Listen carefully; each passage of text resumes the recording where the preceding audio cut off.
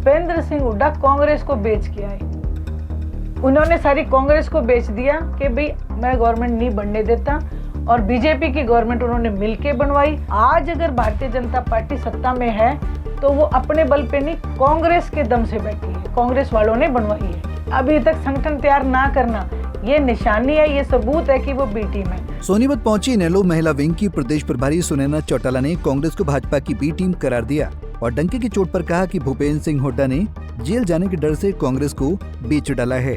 चौधरी देवीलाल की पुण्यतिथि पर उनके विचारों को याद करते हुए सुनैना चौटाला ने कहा कि इनेलो ही आज हरियाणा में विपक्ष की भूमिका निभा रही है, चाहे बेरोजगारों की बात हो, किसानों की हो या फिर लगातार बढ़ते अपराध की। इनेलो के नेता ही सड़क से लेकर संसद तक ये मुद्दे उठा रहे हैं, मगर मुख्य विपक्षी दल कांग्रेस के नेता मुंह सिले बैठे नजर आ रहे हैं। यहाँ सुनैना चौटाला ने प्रेस कॉन्फ्रेंस में सवालों का जवाब देते हुए कहा कि आज ये साबित हो चुका है कि कांग्रेस ही भाजपा की बी टीम है और आने वाले वक्त में जनता के सामने सिर्फ इनेलो ही विकल्प है। पिछले चुनाव को इस बयान दे के कांग्रेस ने जो है बड़ा बरगलाया लोगों को कि बी टीम है। अगर बी टीम होती इंडियन नेशनल लोकदल तो इस्तीफा नहीं देते अभय सिंह जी चौटाला।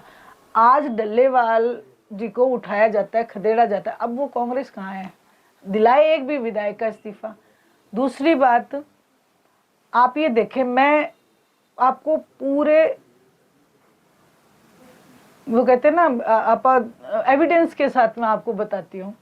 आप देखें, पिछली बार जब उपचुनाव था एलनाबाद का, तो भूपेंद्र सिंह जी हुड्डा एलनाबाद गए, वहां जाके मंच के ऊपर से कहा कि कांडा मेरा दोस्त है, आया कांग्रेस के लिए। वहां कांग्रेस की जमानत जब्त होती है और बीजेपी जिसका कोई वजूद नहीं था, वहां पे कांडा को वोट आते हैं और अभय सिंह जी चौटाला वहां से चुनाव जीत जाते हैं। आज जो विधानसभा का चुनाव हुआ, अभी जो हुआ है, उसमें आप ये देखें कि थपकी तो बहुत दे रखी थी, ये आप लोगों को भी पता है।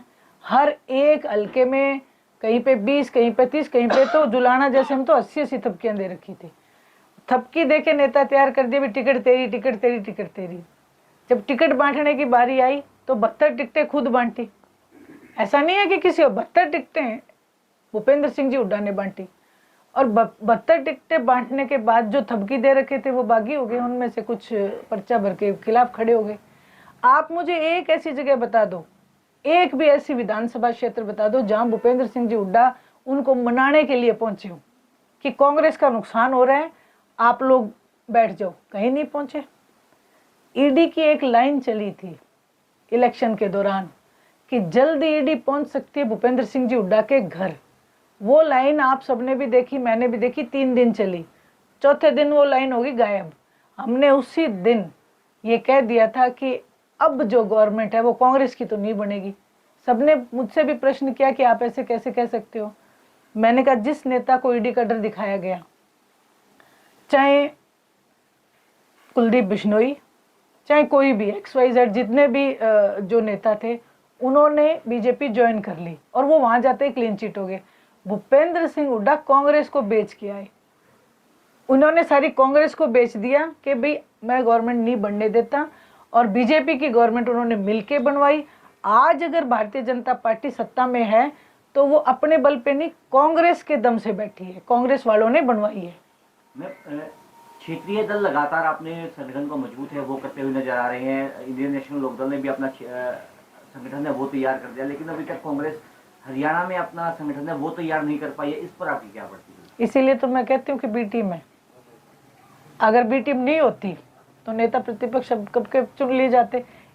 अभी तक संगठन तैयार ना करना ये निशानी है, ये सबूत है कि वो बी टीम है। सुनैना चौटाला ने इस मौके पर बेरोजगारी, अपराधों, विकास के मुद्दे पर सरकार को जमकर घेरा। साथ ही उन्होंने चौटाला परिवार के एकजुट होने की संभावना पर भी खुलकर बात रखी। सुनैना ने कहा कि जेजेपी ने देवीलाल के विचारों और नीतियों पर न चलकर अपने पैरों पर खुद ही कुल्हाड़ी मारी है, जिसकी सजा वो भुगत रही हैं। लेकिन यदि चौधरी देवीलाल के लगाए गए वटवृक्ष के नीचे वो आएंगे तो उन्हें उम्मीद है कि इनेलो के शीर्ष नेता इस पर विचार जरूर करेंगे। सोनीपत से सनी मलिक, पंजाब केसरी टीवी।